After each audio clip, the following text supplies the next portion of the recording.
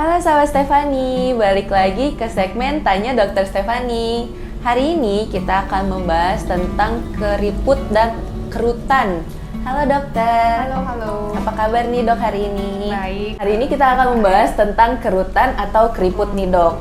Jadi sebenarnya kerutan atau keriput itu tuh ada berapa jenis sih dok? Oh iya, jadi kerutan atau keriput itu secara garis besar dibagi jadi dua jenis. Yang pertama itu dengan yang jenis dinamis, yang kedua dengan statis. Maksudnya apa nih? Nah, kita mulai dari yang dinamis dulu ya. Dinamis itu artinya kerutan atau keriputnya itu baru terlihat saat orangnya berekspresi. Jadi misalnya dengan saat tersenyum, kayak kelihatan ada garis di samping mata, atau bila saat mengenyitkan dahi, ada terlihat garis-garis di dahi gitu.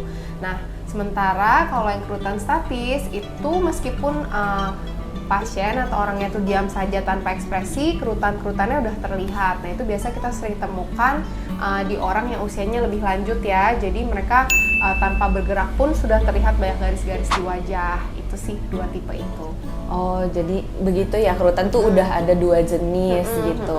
Kalau gitu kerutan itu kenapa bisa terjadi dok? Nah itu penyebabnya ada banyak ya. Salah satu ini saya sebutkan aja beberapa. Pastinya yang paling sering itu karena proses penuaan itu sendiri gitu. Jadi dari proses aging. Kenapa bisa terjadi? Karena biasanya seiring dengan berjalannya waktu kulit itu jadi lebih tipis, elastisitasnya juga berkurang, jadi cenderung lebih kendor gitu. Selain itu bisa juga karena ini paparan sinar matahari yang terlalu banyak dan berlebihan dan tidak disertai dengan penggunaan sunblock atau payung atau topi. Nah itu bisa mempercepat juga terjadinya keriput. Selain itu biasanya untuk di laki-laki itu kebiasaan merokok itu juga mempercepat terjadinya penuaan dini dan juga proses aging dan keriput yang ada di wajah. Bisa juga disebabkan oleh dehidrasi. Jadi misalnya jarang minum air atau kulitnya jadi terlihat lebih kering ya, jadi tuh keriputnya jadi terlihat gitu. Masih banyak sih yang lainnya, tapi yang paling umum dan paling sering yang seperti saya sebutkan tadi gitu. Kalau gitu nih, kalau misalkan kita udah ada kerutannya gitu, apakah kira-kira kerutan itu bisa hilang dok? Nah, kerutan ini kalau yang tipe dinamis atau yang muncul saat kita bergerak itu masih bisa hilang atau masih bisa diterapi dengan injeksi botox. Jadi injeksi botox itu berfungsi untuk menghilangkan kerutan-kerutan yang dinamis, artinya muncul saat berekspresi. Untuk kerutan yang tipe statis, nah ini lebih tricky ya, lebih sulit biasanya. Namun untungnya kita kan hidup di tahun 2024 nih sekarang, jadi udah banyak banget teknologi yang bisa membantu kita untuk memanage kerutan yang statis supaya lebih dangkal, nggak terlalu dalam. Jadi kalau lebih dangkal kan jadi lebih nggak kelihatan ya. Nah salah satu caranya bisa dengan suplemen kolagen harian setiap hari gitu. Nah tapi suplemen kolagen itu penting juga, kita harus lihat dosisnya gitu. Karena kalau dosisnya terlalu rendah, dia nggak mencapai dosis yang mencukupi, akhirnya tidak efektif juga. Makanya perhatikan dosisnya itu minimal berapa. Kayak kalau kolagen ini kan ada 5.000 ya per sasetnya, jadi itu sangat tinggi gitu karena dia per sasetnya ada 5.000 mg gitu. Selain suplemen kolagen, perawatan kulit dengan skincare, perawatan dengan laser atau BBL klinik kecantikan, dan yang paling terbaru dengan skin booster, salmon DNA, itu semua bisa membantu menjaga elastisitas wajah supaya keriput-keriput halus ini kelihatannya makin dangkal gitu.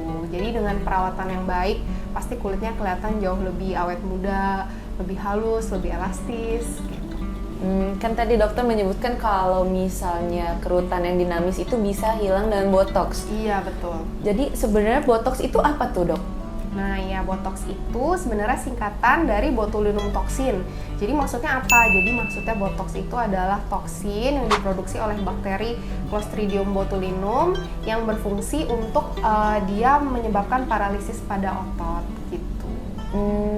Cara kerja botox tuh seperti apa dok? Nah cara kerjanya kan tadi untuk keriput dinamis karena ada pergerakan terlihat garis ya. Nah bila disuntikan botox nanti pergerakannya itu akan jadi melemah.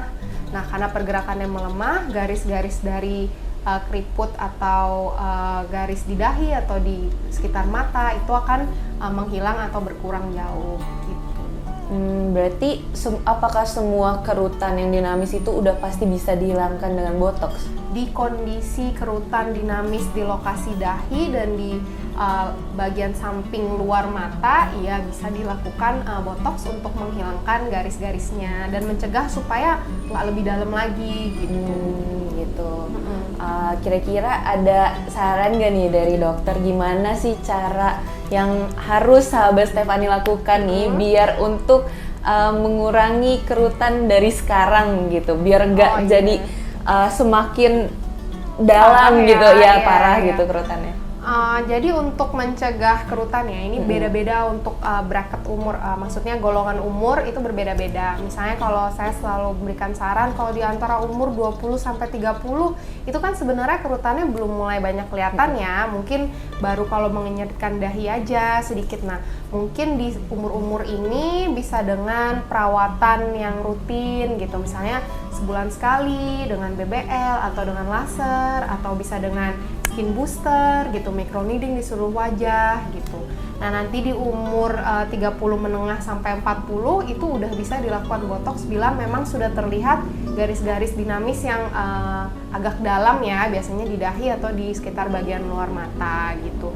Nah, itu udah mulai bisa dilakukan mulai dari 30 akhir sampai 40. Kenapa dilakukan semudah itu sebenarnya? Karena kita mau mencegah terjadinya keriput statis. Nanti kalau misalnya di saat dinamis kita nggak melakukan apa-apa, lama-lama dia tanpa gerakan wajah pun udah kelihatan. Nah, itu udah sangat lebih sulit ya, relatif lebih sulit untuk ditreat karena nggak banyak pilihan yang bisa dilakukan di dahi kalau memang sudah terjadi keriput yang statis. Jadi kita maunya mencegah itu sebelum, kalau bisa nggak kejadian gitu yang keriput statis. Nah, kalau udah terlanjur nih, waktu mudanya nggak pernah perawatan, nggak suka nggak pernah laser, nggak suka pakai skincare apapun gitu. Nanti di umur 40 mulai banyak kerutan di seluruh wajah, baik yang statis maupun dinamis. Nah, ini udah agak sulit, jadi perlu kombinasi treatment. Mungkin ada beberapa yang kita treat dengan botox, sisanya kita coba dengan rejuvenation treatment lain, seperti misalnya laser yang resurfacing, jadinya nanti ada terjadi pergantian sel kulit wajah juga di bagian luar sehingga tampak lebih mulus atau lebih muda lagi. Intinya semua sesuai kebutuhan, sesuai umur, sesuai kondisi kulit masing-masing. Tadi kan dokter ada sempat nyebutin nih kalau misalkan dari umur 30 atau 40 udah bisa botox. Apakah berarti yang umur-umurnya di bawah 30 itu belum boleh botox dulu? Nah, kalau saya sih lihatnya tergantung kebutuhannya ya. Mungkin setiap dokter punya preferensi masing-masing. Kalau memang untuk tujuannya adalah keriput dinamis, pasti kita lihat dulu udah perlu belum nih dilakukan injeksi botox untuk keriput dinamisnya yang misalnya belum terlalu kelihatan gitu. Apakah mungkin masih bisa dilakukan dengan terapi lainnya yang hasilnya sama bagusnya juga. Nah, itu nanti tergantung saat konsultasi akan dievaluasi ulang gitu. Oh, seperti itu. Nah, gimana nih sahabat Stefani? Kalian udah ngerti belum tentang keriput-keriput atau kerutan yang kalian punya? Mungkin kalian mau tahu nih, aduh, kira-kira kerutan saya ini bisa hilang kayak udah dalam atau enggak? Nah, kalian bisa aja langsung konsultasi ke klinik Stefani terdekat. Kalau kalian masih bingung dan mau ada pertanyaan, kalian bisa tulis di kolom komentar ya pertanyaannya. Dan kalian bisa menghubungi klinik Stefani terdekat kalian di nomor ini. Jangan lupa di like dan subscribe. Thank you. Bye.